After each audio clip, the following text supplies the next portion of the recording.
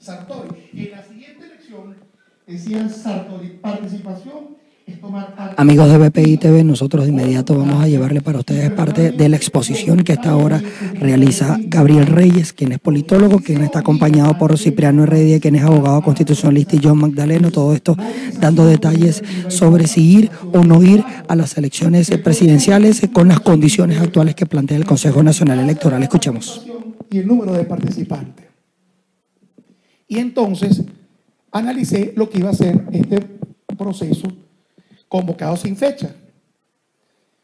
El gobierno ha transmutado el modelo clientelar que comenzó a desarrollar Hugo Chávez y que ha dejado de ser clientelar para ser esclavista. Porque ya no solamente las necesidades básicas de la pirámide de Maslow, esa que aprendimos mucho de nosotros, que contempla la alimentación, la salud, la vivienda, eran condicionadas a la participación. Tengo un problemita aquí con el videobeam, no sé si, por favor, alguien del departamento técnico puede ayudar. Aquí se ve bien, o sea, creo que es el videobeam. El problemita es mi zapato. Ya, gracias. Ese modelo clientelar hoy es un modelo de esclavismo, porque entonces muchos ciudadanos, y seguramente algunos de los que estamos aquí, salimos a perseguir una bolsa CLAP que compramos como única forma de poder alimentarnos. Y esto es sobre la base de una participación política, porque lo hice implementando un mecanismo de control social mal llamado carnet de la patria, que garantiza que yo estoy siguiendo el accionar de esa persona a través de su alimentación, pero también de su participación electoral, y me están condicionando de manera abyecta a que si yo no participo, ese carnet lo va a decir, llegará el momento en que mi caja de comida no me va a llegar. Entonces, ¿se está forzando o no a que la gente vote? Bueno, habrán muchos que consideren en su entorno que si no voto no como, y como por supuesto ven que hay un código que lee un escáner y toda una tecnología parafernalia, creerán que el gran hermano está detrás del voto de cada quien. Entonces yo tengo que comer. No quiero a Maduro, pero si no voto por él, yo no como. Y esa es la diatriba de muchas personas. Aquí hay personas que se sonríen, pero hay que salir a hablar con la gente en la calle y encontrarse con que muchos piensan eso, lamentablemente. Entonces Sartori, en su lección 9, nos dice que Robert Dahl argumenta que si de verdad existe un ruling elite, o sea, una clase dominante, como afirma la ley de Mosca, Mosca era otro pensador, en ese caso será empíricamente identificable. Dahl propone un test para demostrar la existencia de una clase de mando que hace falta para establecer si para toda una serie de decisiones controvertidas prevalece siempre el mismo grupo. Y entonces la democracia ha sido derrotada por la oligarquía. Cuando yo leí esto, dije, anoche repasando, dije, definitivamente Sartori era un iluminado. Y dije, ¿será que Sartori le dedicó esto a la Venezuela de hoy? Tuvo una visión. Revisen las últimas decisiones controversiales que cambian la vida de cada uno de los que está aquí y vean cuál de esas decisiones ha sido consultada con los afectados. Ninguna. Vivimos definitivamente en una oligarquía y no se puede decir que es una tiranía porque no le puedo dar cualidades a quien no las tiene. Este es un gobierno de grupos interesados. ¿Cómo se consigue establecer lo que es y lo que no es la democracia? La solución a este debate radica en comprender que hay dos formas de identificar la democracia y por tanto que las preguntas son dos. La primera, ¿qué es democracia?, exige una definición de ella. A contrario, la definición viene dada por la exclusión de su contrario, o sea, de lo que no es la democracia. Y esta definición es necesaria para establecer lo que incluye un determinado concepto o bien lo que éste excluye. Señores, esto no es democracia. Y yo creo que aquí no hay nadie en esta sala que se atreva a argumentar que vivimos en democracia. Las elecciones son el instrumento de cambio y de expresión popular para lograr ese cambio en las democracias. Quien garantice que estamos en democracia, lo felicito. Mi punto de vista, y creo que es compartido por varios, es que no vivimos en democracia. Por lo tanto, los procesos electorales que no garanticen el ejercicio de estos derechos políticos individuales y colectivos no forman parte de una democracia. Y fíjense esta frase con la que quiero ir cerrando el tema de Sartori. En los inicios de la Revolución Francesa, Jean-Paul Marat escribía a Camille Desmoulins: ¿de qué sirve la libertad política a quien no tiene pan? Por otra parte, la pregunta de Marat suscita una pregunta paralela: ¿para qué sirve la falta de libertad a quien no tiene pan? La respuesta es la misma: para nada. El que renuncia a la libertad a cambio de pan es solo un estúpido. Si la libertad no da pan, es aún más seguro que tampoco lo da la falta de libertad.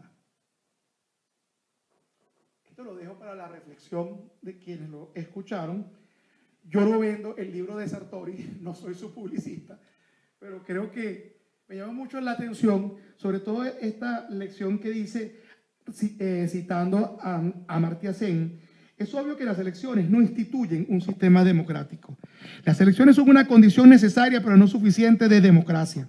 Entre otras cosas, un partido dictatorial o teocrático que gana unas elecciones no está en una democracia, se sirve de ella para destruirla. Y la libertad. También a ese respecto, el premio Nobel tiene una intuición fulgurante resumida en la fórmula: el desarrollo es libertad. No hay crecimiento sin democracia.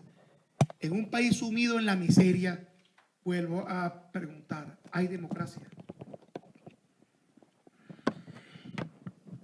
Quería terminar con una lámina que es la hipótesis de salir de las dictaduras con los votos y traer algunos casos que yo creo que vale la pena mencionar. Abuelo de helicóptero, porque no me he dedicado a estudiarlo como otros especialistas, pero hacía mención a este tema, cómo hemos pasado del clientelismo político al esclavismo, cómo existe una fragmentación del Estado, una atomización denominada anomia para mantenerse en el poder por el poder mismo, cómo el gobierno ha fomentado una ingobernabilidad autoinducida. Ellos manejan el desastre y lo administran para garantizar que en el manejo del desastre la oposición no pueda tener una capacidad de reacción en conglomerado. El inframundo con poder extremo, y tardé pensando qué palabra iba a utilizar porque los americanos llaman esto el underground, y la palabra que encontré fue inframundo, pero yo creo que no hace falta que yo le mencione a esta distinguida audiencia qué fuerzas malignas constituyen ese underground, desde los que trafican con lo que no deben hasta los que son armados para defender a estos señores. Son una fuerza de poder que diferencia las realidades de los países que salieron de la dictadura con los votos.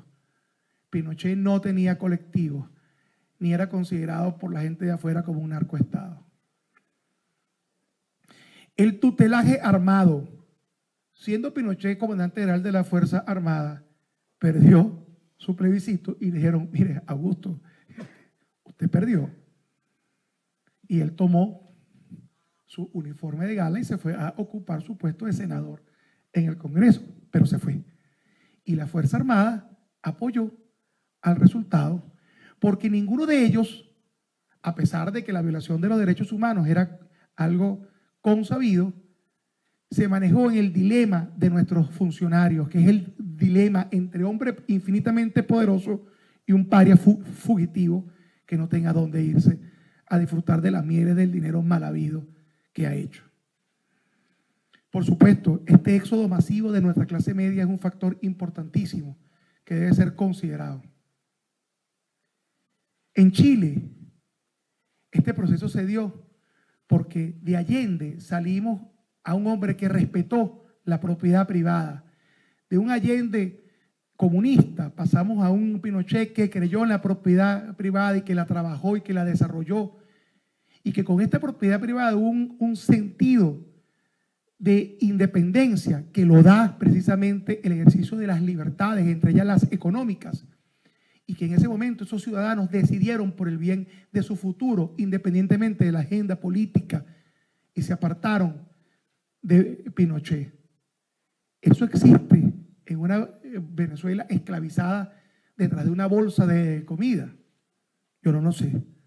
En Nicaragua también pasó algo así, pero habían 10.000 contras en la frontera armados hasta los dientes esperando que Ortega entregara. Eso lo tenemos aquí. Y la primavera árabe, que mucha gente la menciona, esa oposición heterogénea que tomó las calles apenas llegó, no pudo sostener lo que alcanzó por la heterogeneidad de los intereses, a pesar de la movilización multitudinaria. Eso lo tenemos aquí. Como conclusión, el voto es la herramienta del cambio en la democracia donde los ciudadanos ejercen un derecho individual y colectivo de reordenar las estructuras de poder de nuestros países. 3 preguntas. ¿Estamos en democracia? ¿Somos ciudadanos o supervivientes? ¿Tenemos derechos políticos? Yo creo que de la reflexión de cada quien vendrá la respuesta correcta. Yo no he llegado aquí para evangelizar en contra de algo, sino a favor de la libertad y de una Venezuela con una democracia que signifique verdadero progreso. Muchas gracias. Bien, son parte de las consideraciones que esta hora tiene Gabriel Reyes, quien es politólogo que participa en este evento donde se están analizando no solamente las condiciones electorales de cara a ir a este proceso electoral que está convocado por la Asamblea Nacional Constituyente, que no tiene fecha, pero que es cierto que se va a realizar antes del primer cuatrimestre de este año 2018. Dentro de esta situación y este evento también está Cipriano Heredia, quien es abogado constitucionalista, y también John Magdaleno, que es un experto en materia electoral y de comunicación política. Todo esto dando estas incidencias de cara a entender las condiciones electorales que tenemos actualmente. De acuerdo a él, pues, es respetar los derechos individuales y colectivos. En otras palabras, pues, democracia no es simplemente hacer elecciones. Nos recuerda también que estamos viviendo en un país sin control, donde el gobierno lo hace como sea y cuando sea, de manera tal pues que eso es la realidad. Como dice, la realidad se cambia desde la verdad. Dio razones para no votar, en primer lugar porque es ilegítimo, sin cronograma electoral y otras cosas más. Consecuencias para el país, más ingobernabilidad. Y dice pues que si no hay condiciones, no se debe votar. Votar por votar podría ser una trampa. Y concluye que no estamos en democracia si no se garantiza el proceso de elecciones, ya que definitivamente no estamos ante unas elecciones libres y competitivas. Y ese librito en realidad lo voy a comprar. Las 30 lecciones de democracia de Giovanni Santori. Gracias, Gabriel, en realidad por tu participación. Bueno, tenemos ahora al doctor Cipriano Heredia. Cipriano es abogado egresado de la Universidad Central de Venezuela. No voy a decir la edad, el año, perdón. Tiene máster en Economía Política Internacional y máster en Ciencias Políticas. Egresado de la Universidad de Manchester en 1900. No, tampoco le dije que no decirlo así. Profesor de pregrado y posgrado en la Facultad de Ciencias Jurídicas y Políticas de la Universidad Central de Venezuela. Actualmente es el jefe de la Cátedra de Economía Política de la Escuela de Derecho en dicha universidad. Es diputado al Consejo Legislativo del Estado Miranda y bueno, es coordinador nacional de ideas del Partido Voluntad Popular. Bienvenido, Cipriano. Escucharán ahora la disertación de Cipriano Heredia, quien va a plantear desde el aspecto constitucional y legal lo que él considera es un fraude esta convocatoria a elecciones hecha por la Asamblea Nacional Constituyente. a los directivos del Centro Popular de Formación Ciudadana, una ONG de la cual yo también he formado parte en los últimos años, primero como directivo, después como miembro de su consejo consultivo, hoy presidido por mi buen amigo Castro González, a quien saludo de manera especial, al moderador Rubén Roca, miembro de la directiva. También veo aquí otros directivos de esta ONG, a Daniel Sequera, que es el vicepresidente, al doctor Vladimir Castellano, al licenciado Alfredo Tineo, y si se me escapa algún otro que no esté viendo, pues mi saludo especial también. Comparto con Gabriel el sentimiento de honra de compartir este panel con mis buenos amigos John Magdaleno y su persona, amigos de hace mucho tiempo, compañeros de lucha, con quienes hemos compartido no solo tribunas como esta, sino también trincheras en la lucha por el rescate de la democracia, que ya va llegando a 2 décadas, esa lucha que ojalá termine este año y termine porque logramos el objetivo de recuperar la democracia para Venezuela. Bueno, cuando Castro me llamó, al igual que Gabriel, me dijo cuál era mi tema. Y el tema era la anatomía del fraude. Y entonces yo le agregué que más que hacer una disección como si fuera un cadáver, yo quería hacer una comparación en cuanto a lo que habían sido las condiciones que privaban para el año 2015, que hicieron posible que a pesar de muchas cosas lográramos el triunfo rutilante que logramos en diciembre de ese año y alcanzáramos 2/3 partes de la Asamblea Nacional, y las que, por el contrario, privaron en el año 2017 y particularmente en las elecciones regionales del 15 de octubre, donde efectivamente hubo competencia. No hay fraude si tú no tienes cómo demostrar una inconsistencia numérica efectiva entre las actas y los resultados oficiales. Si no, no hay fraude. Eso es una cosa que está asentada en la mente de muchos analistas, de muchos políticos y de buena parte del público y de la opinión, que a mí me gustaría pasarme solamente un minuto por el análisis de lo que eso significa, porque yo creo que eso es una concepción errada de lo que es un fraude. Un fraude no se limita a que los números de unas actas no se correspondan con un resultado electoral. Un fraude puede tener muchas aristas, puede tener muchas formas de ejecución, puede tener diversas maneras de manifestarse y de implementarse. Y en Venezuela empezó a gestarse muchas maneras de fraude desde hace más de una década.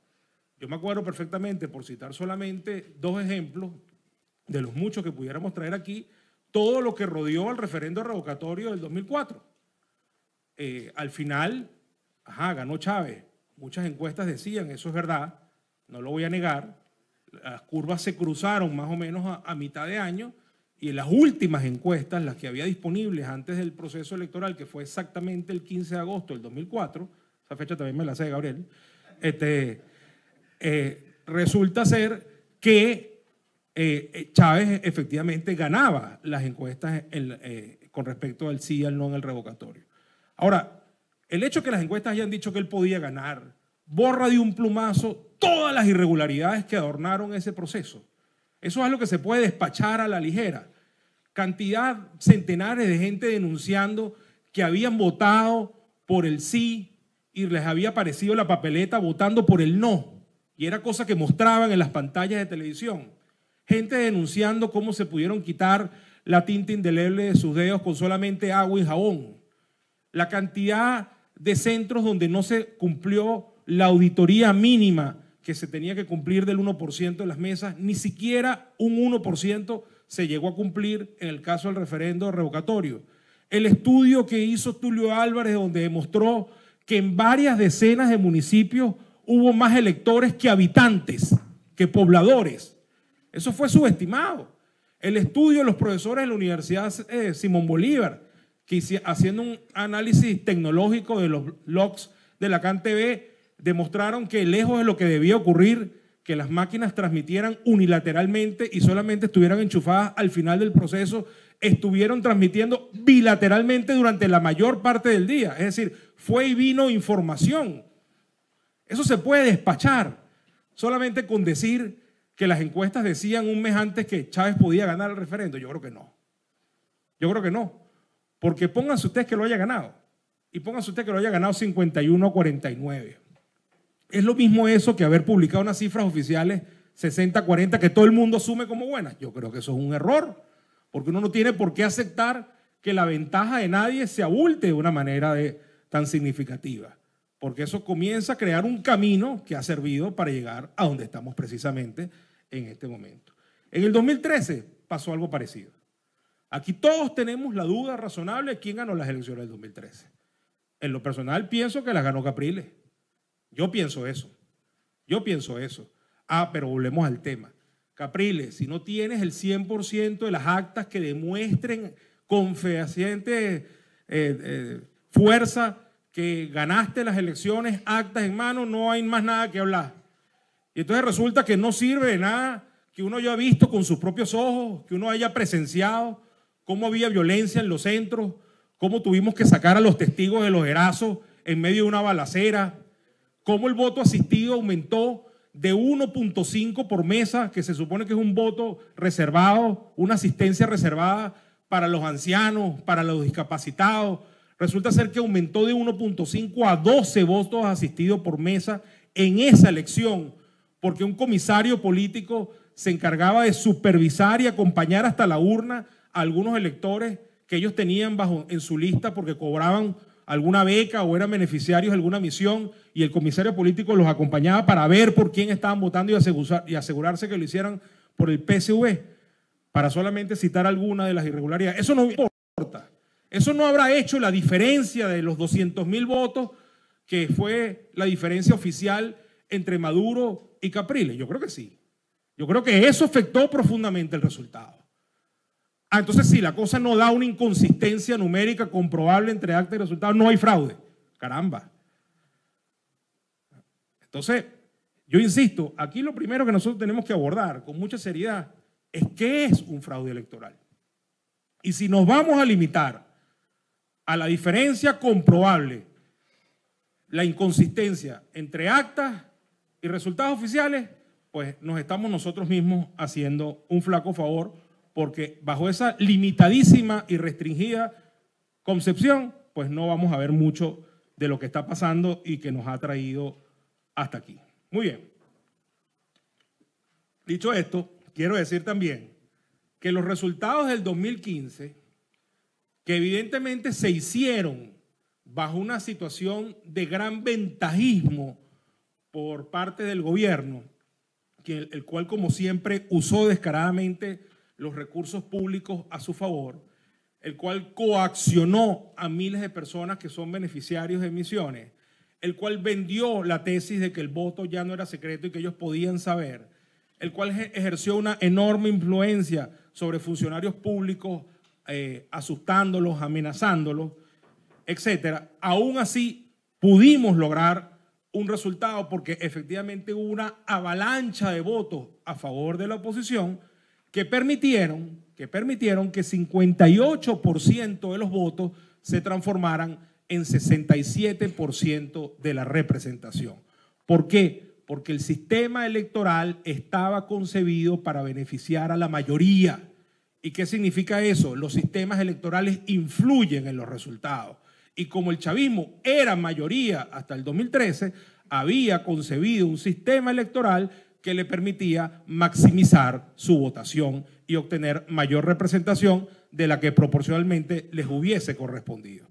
Ese sistema se volteó a nuestro favor en las elecciones de 2015, donde fuimos con una gran solidez unitaria a las parlamentarias y el sistema operó a nuestro favor. Y una diferencia de 58 a 44 se terminó convirtiendo en representación en la Asamblea en unas 2/3 contra 1/3 exactamente. Exactamente. ¿Qué pasó a partir de allí? Bueno, el gobierno, ¿verdad?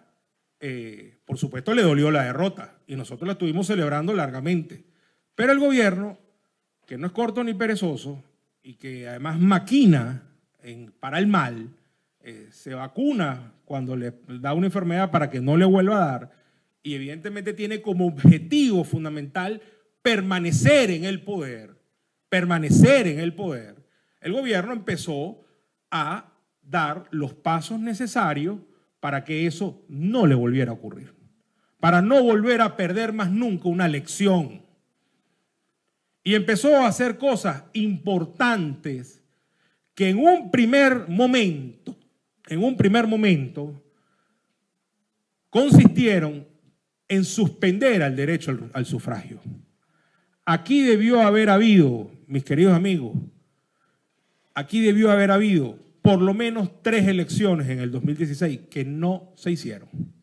Ahora sí sale Jorge Rodríguez ayer con su característica cínica a decir frente a las cámaras, bueno, y ustedes no eran los que pedían elecciones hace un año, ahora vamos a elecciones y ustedes no quieren, ¿quién los entiende? Claro, ese es el cinismo de quien sabe que tiene las condiciones electorales agarradas en la mano como quien está sosteniendo una piña por las hojas. ¿Pero por qué dice eso? El gobierno suspendió de facto el derecho al sufragio durante todo el año 2016. Aquí debería haber habido unas elecciones regionales que tenían que ser ese año y no las hubo. Aquí tenía que haber habido un referendo revocatorio que empezamos a impulsar desde el mes de febrero. No es verdad lo que dice el gobierno que lo hicimos tarde y no lo hubo. Y al final, cuando estábamos ya por llegar a los del 20% de la firma, lo asesinaron de la manera más burda y descarada posible, con 8 sentencias emanadas de tribunales penales regionales que no tenían ningún tipo de competencia ni jurisdicción en materia electoral, y menos para un referéndum de carácter nacional, y así asesinaron al referendo revocatorio. Y tercero, aunque yo sé que no mucha gente está convencida de esto, pero lo cierto es que aquí se declaró el abandono del cargo del presidente de la República, a pesar de que la justificación para eso sea polémica, pero la consecuencia, una vez que fue formalmente declarada por la Asamblea Nacional, es que se produjo una falta absoluta del presidente, porque estábamos todavía entre los primeros 4 años del periodo, y eso tenía que producir una elección presidencial.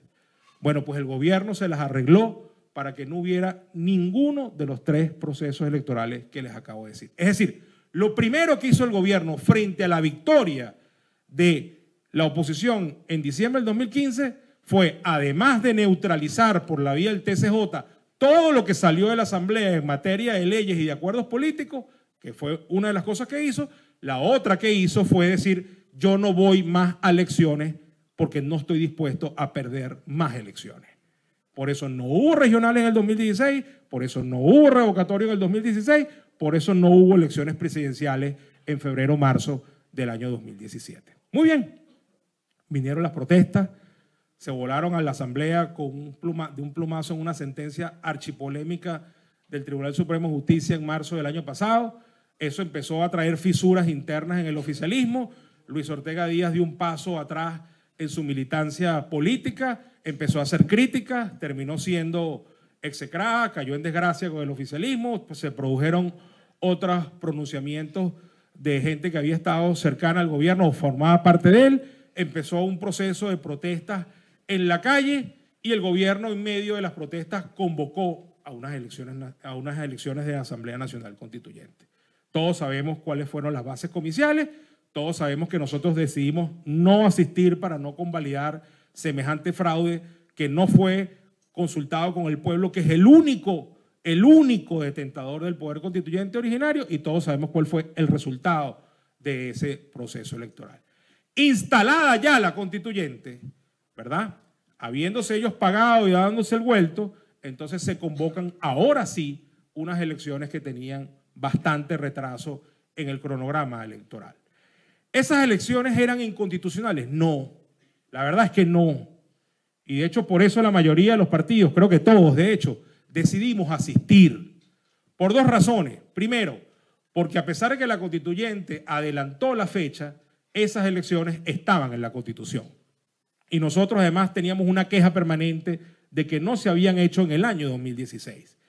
Y la segunda razón era porque el precedente inmediato válido, que era diciembre del 2015, nos indicaba que si volvía el 2015. ¿Dónde estuvo la novedad? Del 2017, perdón, octubre del 2017. Primero, se convocan unas elecciones que ya estaban convocadas para diciembre, ya habían sido convocadas. Recuerdo, la ANC lo que hizo fue adelantarlas, sin cronograma electoral. No hubo cronograma electoral.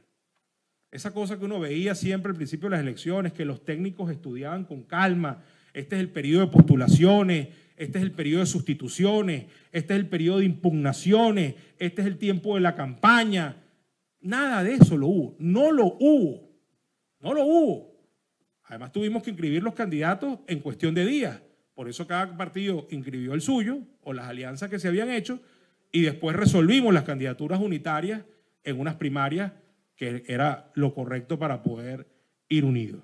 Pero no hubo un cronograma electoral, lo cual es una irregularidad brutal y una diferencia sustancial con todos los procesos anteriores. Ergo, todo fue absolutamente improvisado y arbitrario. 2. Hubo la imposibilidad de sustituir candidatos. En toda elección es posible que usted inscriba al candidato entre el día 3 y 5 y después hay un lapso donde usted puede sustituir al candidato. Ojo, la ley dice que se puede sustituir hasta 24 horas de justicia y de voluntad popular, que fueron los primeros que los postularon, y es allí donde se vota seguro, un gentío que no se entera de las cosas, porque no todo el mundo es tan pendiente de los asuntos públicos como todos los que están aquí. Un gentío votó en la tarjeta de ADE y en la tarjeta de Un Nuevo Tiempo y en la tarjeta de Copey y se perdieron un poco de votos que no tenían por qué haberse perdido. Entonces, eso fue una segunda gran irregularidad. Tercero, esta fue tremenda. Hubo migraciones masivas de última hora. Esta fue tal vez la que más impacto tuvo en los últimos días y en el día de la elección. Las migraciones empezaron 72 horas antes y las hubo 48 horas antes y 24 horas antes. ¿Ah? El Comando Nacional de la Unidad publicó que en total en el país hubo 700.000 migrados. 700.000 electores fueron migrados. Eso es más o menos como el 10% de nuestra votación natural en los mejores tiempos. Es decir, era un severo daño a nosotros. ¿Y dónde se migraron? Se migraron en el municipio Guanarito, el estado portuguesa, donde el oficialismo gana cómodo. No. Se migraron en algunos de los centros de votación del estado Vargas. No. Se migraron en algunos de los centros del estado Yaracuy, donde gana fácilmente el PSV. No. Se migraron en Baruta, se migraron en Miranda en general, se migraron en Carabobo, se migraron en algunas zonas de Barinas, etcétera, etcétera, donde claramente la votación del C-Centro favorecía en proporciones de 80-20, 90-10 a la oposición. ¿Qué generó esto? Obviamente confusión, rabia, desesperación, angustia, desconfianza, que se tradujo en ¿qué? En abstención. En abstención. Ya el elector, que estaba tremendamente molesto con los partidos porque, algunos electores molestos con los partidos porque habíamos decidido ir a esas elecciones, que además no confía en el árbitro desde hace mucho tiempo, le sumas el hecho de que además no vas a poder votar en tu centro de votación, sino que tienes que ir a otro que probablemente te es incómodo o hasta que desconozcas, pues evidentemente eso produjo un efecto importante en la gente. Hubo un caso incluso extremo, una denuncia del diputado José Manuel Olivares, candidato a la gobernación de Vargas, que aseguró que a Vargas habían migrado incluso electores de Caracas. Es decir, pasaron gente del Distrito Capital que no iba a elecciones regionales porque no tiene gobernador, las mandaron a votar a Vargas para influir en el resultado electoral. Bueno, ustedes me dirán si eso tiene un impacto o no tiene un impacto. Entonces, las migraciones masivas fueron un tema grueso de las condiciones del 2017. 4. Retraso en la apertura y funcionamiento de las mesas. Esto no fue nuevo. Esto lo habíamos visto en procesos anteriores. Lo que se vio con especial relevancia en este proceso es que era sistemático en algunos estados. Se concentró en ciertas partes. En el municipio Chacao, por ejemplo, fue sistemático el tema el retraso en la apertura de las máquinas en algunos sitios de Baruta y municipios emblemáticos de la oposición. Hubo incluso cortes de luz claramente provocados para afectar el funcionamiento de las máquinas. Retraso en la llegada del personal del CNE, porque ustedes saben que más allá de nuestros testigos y nuestros coordinadores, hay unos coordinadores técnicos del CNE y la máquina no la opera cualquiera, la máquina la opera un personal autorizado. Allí hubo retraso y ausencia de ese personal. El comando de la unidad consideró y estableció que más de 1 millón de votantes se vieron afectados directamente por este tipo de irregularidades en la apertura y funcionamiento de las mesas de votación. 5. La escala del voto asistido llegó a un punto extremo, casi que increíble lo que les voy a contar, de una cosa que se denominó la operación Carrusel. ¿Algunos de ustedes saben de lo que estoy hablando? Ok, se lo voy a contar rapidito. En centros de máximo control para el gobierno, sobre todo los de una mesa que proliferaron para esta elección, en realidad serían 2 irregularidades distintas, pero vamos a ponerlas en una sola. Para esta elección hubo más centros de votación con una sola mesa que en toda la historia. Y esos fueron creados a propósito por el gobierno. Esos centros son centros donde el gobierno tiene total control. Imagínense un complejo de edificios de la Misión Vivienda y la mesa de votación única está en el patio del medio. ¿Ok? Un comisario político del PSV se para de primero en la cola, organiza a todos los habitantes del complejo, ¿verdad? Previa amenaza de que el que no vote por el gobierno le van a quitar el apartamento. Y la operación Carrusel consiste en lo siguiente. El primero en la cola, que es él, va y vota. Y se queda con el papelito, que evidentemente es un voto para el PSV. Él es un tipo comprometido. Y se lo da al segundo y le dice, mira viejo, yo te voy a estar viendo desde aquí. Tú tienes que depositar después que votes este papelito. Yo te voy a estar viendo. Tú tienes que depositar este. Y me tienes que traer el tuyo para yo ver por quién votaste. Y el segundo va, vota, introduce en la caja el papelito que le dio el comisario político y le trae el suyo. Y así va toda la cola. Resultado, 100% de votos para el PSV.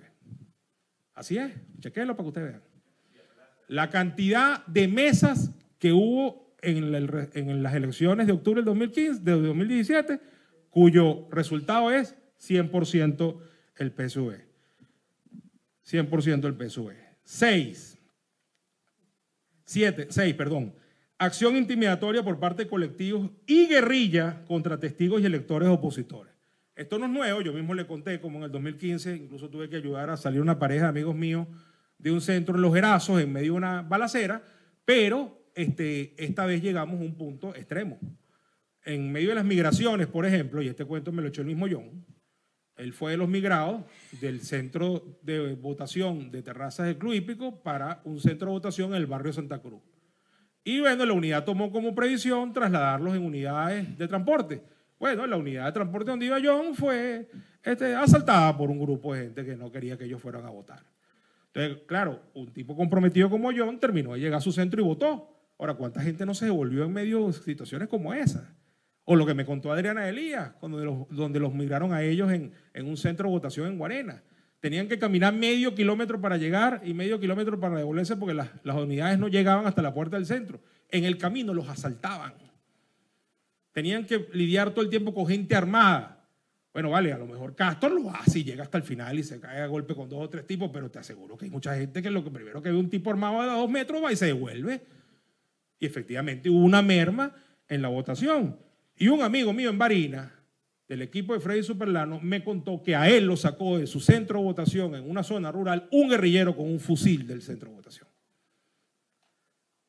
Entonces, semejante nivel de violencia contra electores y testigos nuestros, bueno, es una cosa.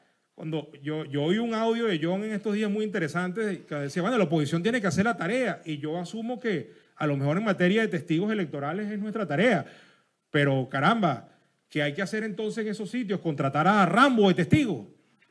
Nos buscamos a Arnold Schwarzenegger, a Clint Eastwood y a John Wayne para que vengan a cuidar los votos de la oposición. Es complicado, ¿no? Porque, ¿qué se supone que debemos hacer? ¿Montar unos tipos armados en las unidades de transporte para que cuiden a los electores? Es un tema, ¿no? El octavo, falta de auditorías necesarias en la elección. El CNE solamente hace la del contraste de las papeletas contra las actas. Eso siempre va a cuadrar, pero no se hace la del sistema biométrico, que es la que te permite saber quién votó y quién no, y no se hace la que siempre hemos pedido, que es la de los cuadernos de votación, que nos permitiría saber mucho de lo que ocurre o no. La novena es la utilización por primera vez en las elecciones regionales, por supuesto con competencia, ya lo habían usado en el de la constituyente, que se utilizó el carnet de la patria como mecanismo de control político electoral para el proceso. Y finalmente, el caso supremo, que este sí es el que reconoce todo el mundo por la concepción errada de fraude de las cuales les hablé, el caso Bolívar. Inconsistencia entre resultados y actas, pruebas en mano, donde la cosa fue tan descabellada que incluso llegaron a poner en la página web resultados de centros y de mesas donde Andrés Velázquez ganaba y fueron cambiadas para publicarlas con resultados distintos. Para finalizar, ¿ir o no ir? Bueno, vale, depende. Si cambiamos estas condiciones y logramos por lo menos volver a la situación del 2015, que ya sabemos que la podemos derrotar con una buena campaña, con unidad máxima, con entusiasmo y con compromiso, bueno, por supuesto que aquí andamos todos tratando de rescatar la democracia, y la democracia se nutre del voto.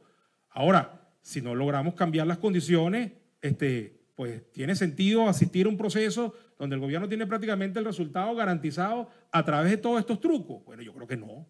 Entonces, por supuesto, todos estamos expectantes de que se logre o no se logre, pero yo repito las palabras de los negociadores, que yo espero que las hagan buenas.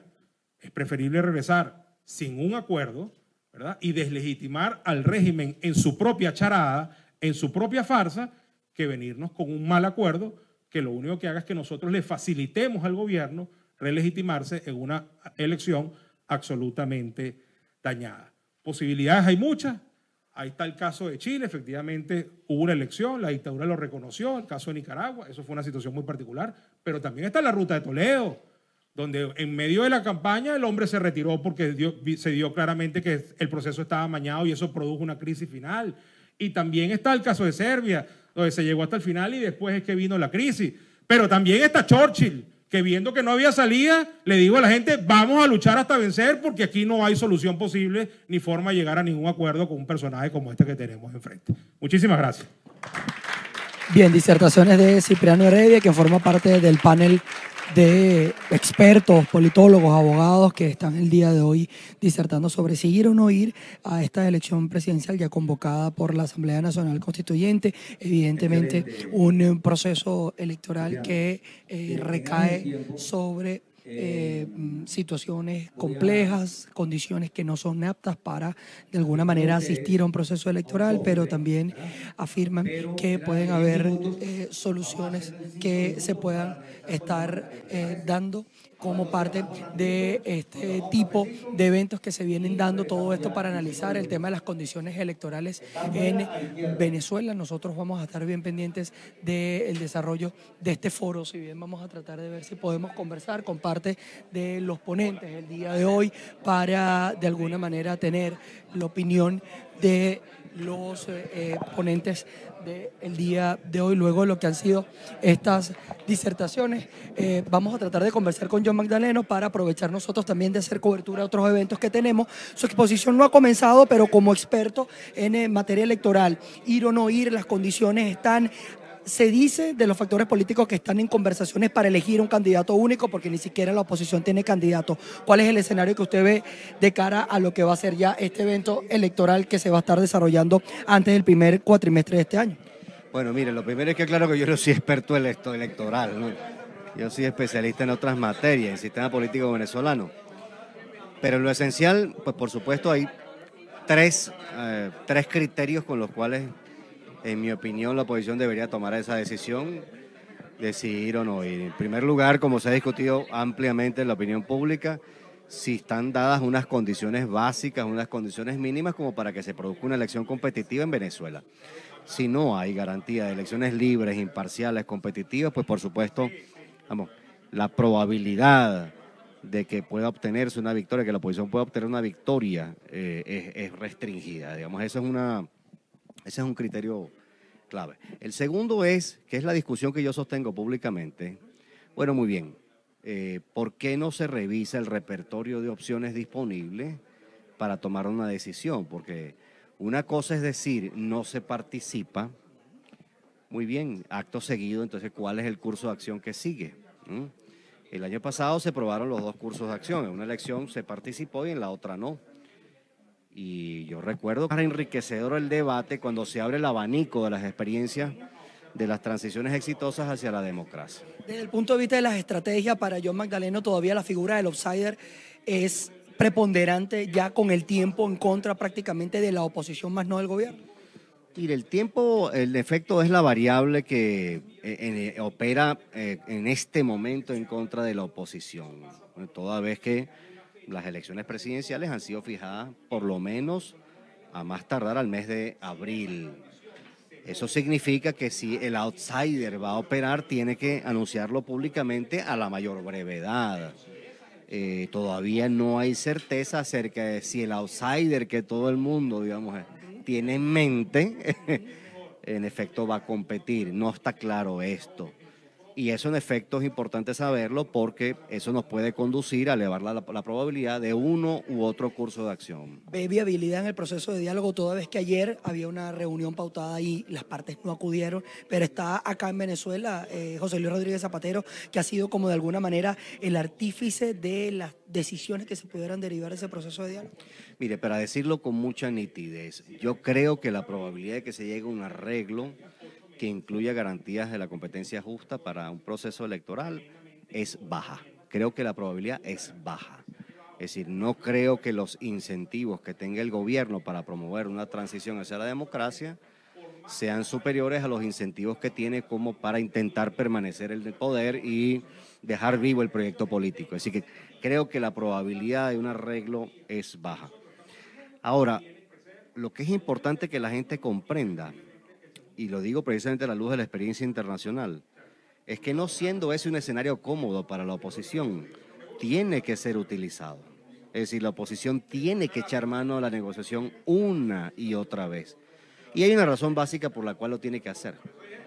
De 60 casos de transiciones exitosas que hemos examinado un equipo de politólogos hace más de un año, 60 casos de transiciones exitosas, en 38 las transiciones ocurrieron por la vía de las negociaciones. Eso equivale al 63% de los casos.